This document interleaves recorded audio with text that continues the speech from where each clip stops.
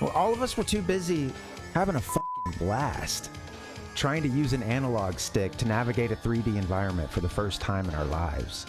Parvinator. The Parvinator.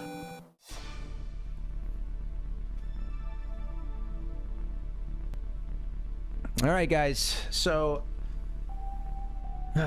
now this is tonight's gamer news. It's not so much any sort of breaking headline. Again, sometimes I like to do those. Sometimes I want to just talk about the bigger picture of gaming, and I love just having you guys here to bounce ideas off of. And I have a few thoughts lined up for you. I got the pictures lined up to go with it, and I want to take you through my thought process. And of course, I'd love to hear yours as well. But yeah, I'm gonna start with what kicked it off here, right? Something that I saw on Reddit, and I want to emphasize that this I guess if there's any message here, and I don't know that there necessarily is, we'll see, we'll get to it. But if there is, it's certainly not against any individual, any one person, any any one entity, any one Redditor, any commenter here that we show. These are things that I've seen a million times, and I just wanted to share it with you guys, talk about it at large, and this isn't an attack on any gamers, right? And it's an attack on some ideas that have been pervasive, like Nintendo 64 graphics being unintentionally scary. All right, OP said, why are Nintendo 64 graphics so scary? Compared to Super NES and GameCube, the Nintendo 64 graphics has always put me on the edge and makes me not want to play any adventure type games on it. Does anyone else feel the same way about the graphics?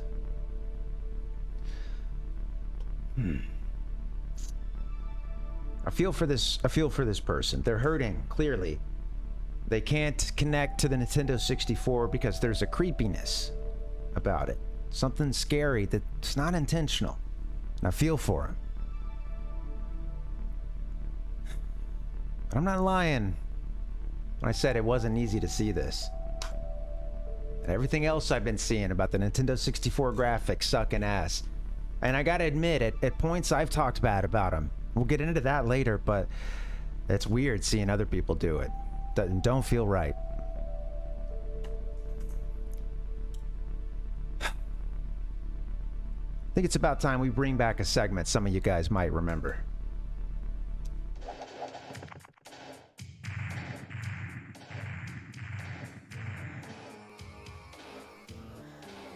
All right, guys. Look. All right. I've had enough of the bullshit, okay? Everybody's saying that Nintendo 64 graphics are so scary.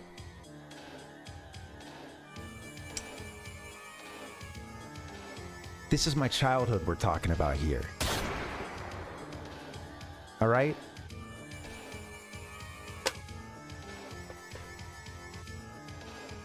Guys, here's the thing, man. You gotta look at it through the context of the living through that era. We were there. Some of us lived through it. And if you didn't live through it, hey, no worries.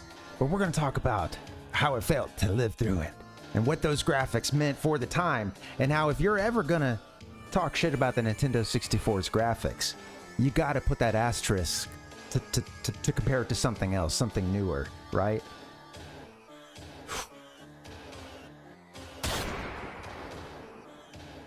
All right. This is the picture that they submitted too, which I think was kind of a strange, some sort of misdirection. They posted the picture for Legend of Zelda Majora's Mask. Now, this right off the bat confused the entire discourse within this, amongst all the comments here, right, in this thread. Everybody's confused because everyone's saying, oh, well, Majora's Mask, right? It's intentionally supposed to scare you. And yeah, first off, I have to say, like, oh, absolutely, right? I mean, some of this stuff was supposed to scare the shit out of you, right? You were supposed to get to Bowser and look at this guy, and it was disconcerting, and it was scary, okay? And you were afraid to go up against this guy. It made you shake a little bit. Maybe you even hesitated jumping down in that pipe.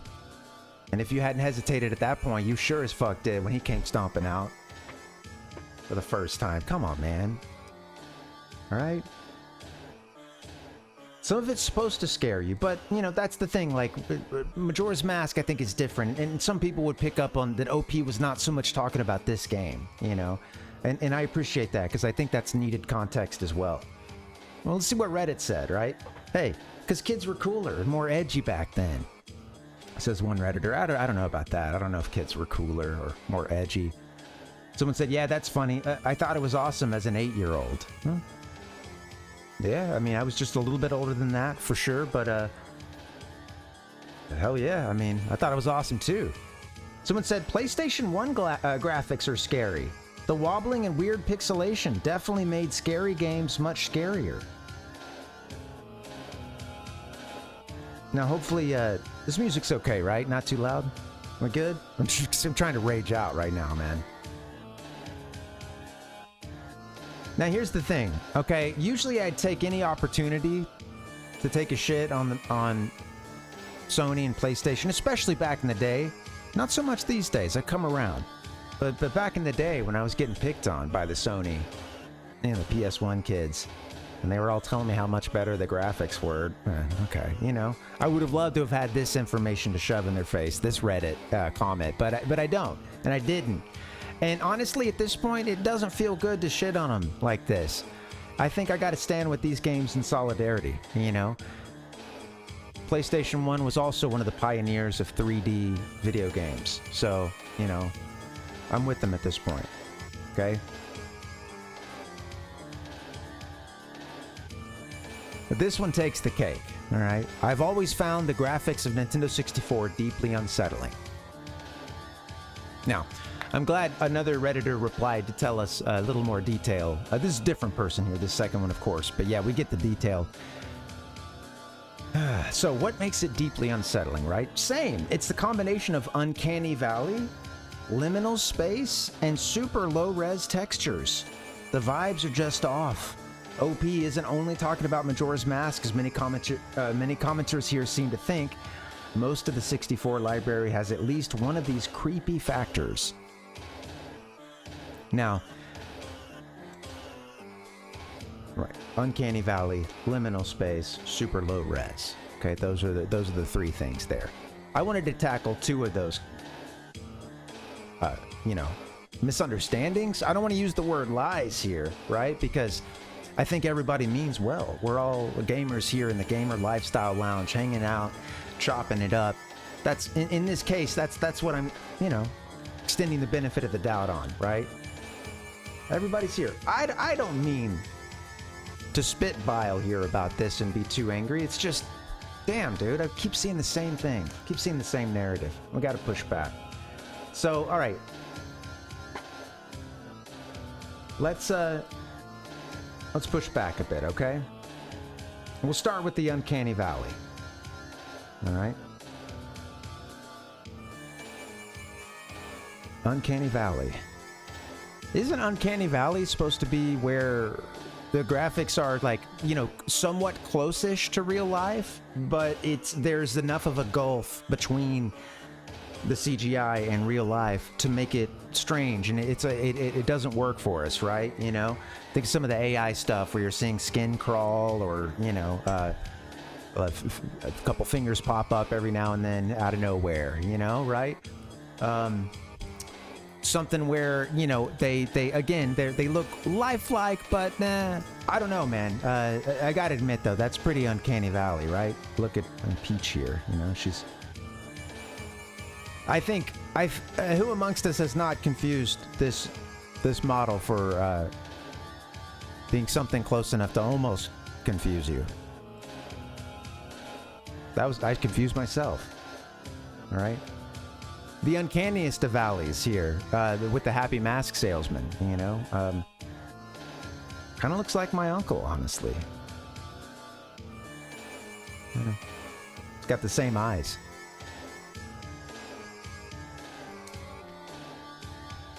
What was the next one? Liminal spaces, right? Dude.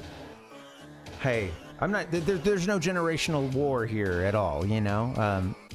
Gen Z, Gen A, love them. We're all, we're all together, man. One love, come together. We're all in here in the same, so on and so forth. But what is up with the liminal spaces, dude? It's like I turn around and then a couple of years, maybe 2 or 3 years ago at this point, like everything I'm seeing is about liminal spaces and the back rooms, and you got an entire generation scared to go down a hallway. Now, I probably wouldn't go down that hallway. That doesn't look safe, but it's weird, man. It's explore. We got to explore. The OP said that it's keeping them from playing these adventure games, They're afraid to go down the hallways. And some of that is just because of, again, all these creepypastas, the back room, so on and so forth. And then a whole bunch of videos that show, I guess liminal spaces in video gaming. And some of that, hey, right, it's interesting to an extent, but god damn. My trick is to take the first bite and then open the sandwich a little bit, and then I blow on the inside to cool it down. It's a lot, right? A lot of liminal spaces, man. So I don't know, guys, but I'm proposing a moratorium on the mention of liminal spaces in any video game media for 1 year. Okay, and I hope that folks will take me up on this. We got to stop talking about the liminal spaces for a little bit and how creepy, like the wide open spaces and having a cliff that drops off to nothing. I know often it's supposed to be creepy, guys.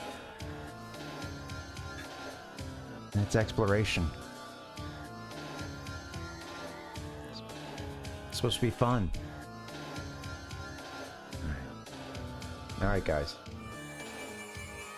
Oh, that one doesn't want to load. Is that what's going on here? All right, let's see. Will it load for me now? Zoop. Here's your liminal space right here, See, this stuff freaks a lot of people out. The floating platforms, creepy hallways, wide open spaces. I get it to an extent, but damn. You see, back then, back in the day, right? Yeah, we thought it could be a little strange sometimes. Yeah, wide open spaces, floating platforms, mirrors. This room was kind of, its own version of trippy. Well, all of us were too busy having a fucking blast, trying to use an analog stick to navigate a 3D environment for the first time in our lives. The only thing I'm worried about is the creepy kid behind me at Walmart as I'm looking all the way up at the top shelf trying to play the Nintendo 64, and they put that thing all the way up there. You need a ladder to do anything to it. Straining my neck, looking up, and the only thing I'm worried about is the creepy kid behind me that doesn't seem to understand that I'm fucking playing this game and I'm gonna be doing it for a while. So you need to just, go read a magazine or something.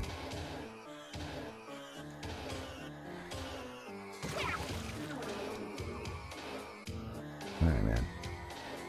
Now, I get it, right? I get it. When you see this, you see the pixel art. It looks beautiful. Okay? 16-bit pixel art, Super NES stuff here. I love it, right? Amazing. I get it.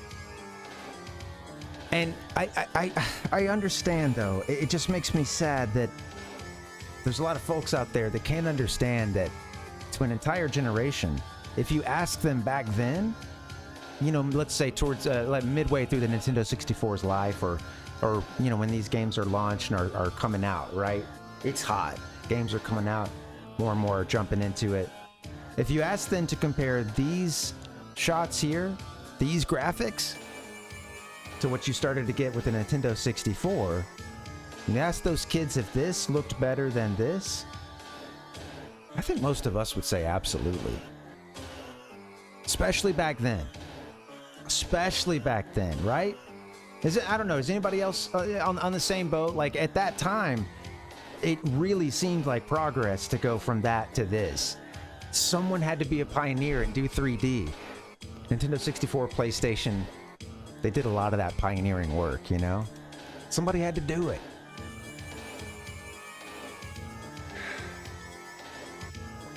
Now, okay, were we wrong? Maybe. I don't know. At this point, sure. I gotta admit, I fucking love pixel art. And I of course I have to say, like, this is sort of pixel art close to a pinnacle, or at least at or around a pinnacle of the art form itself. Versus Context. Extremely early 3D models here, you know, on the cutting, bleeding edge of video game technology. And I like to think that these two are holding hands here, because graphics such as themselves are under attack, you know, and this is them staring down the haters, telling them that love wins. We love these graphics. And then I think OP knew this. I think they knew that the Majora's Mask is scary. You know, I'm not teaching them anything, maybe anything at all here. And none of this is even directed at anyone in particular. But yeah, when these games want to be scary, oh yeah, they're fucking scary, dude. And it's a beautiful thing, right? So you got to get these creepypastas and YouTube retrospectives out of your head, because there's just been this narrative that the graphics suck, and that and furthermore, I just think there's been this narrative about how it's creepy and disconcerting and you should feel a certain way. And I feel bad that there's a bunch of folks that are being told how to feel about these games before they get into them, and can form their own opinions. You know? Sad.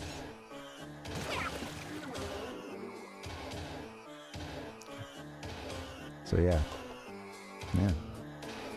We were excited, overjoyed to get the 3D graphics. Absolutely, man. Yeah. The bleeding edge of technology. All right. That's it, guys. That's rant mode. That's gamer news for Wednesday, April 17th, 2024. It's all love. It's all love. I just got to push back against some of what I'm seeing. And these beliefs I've said it on this very channel. But I got to admit, man, it didn't feel right when I was seeing other folks say it.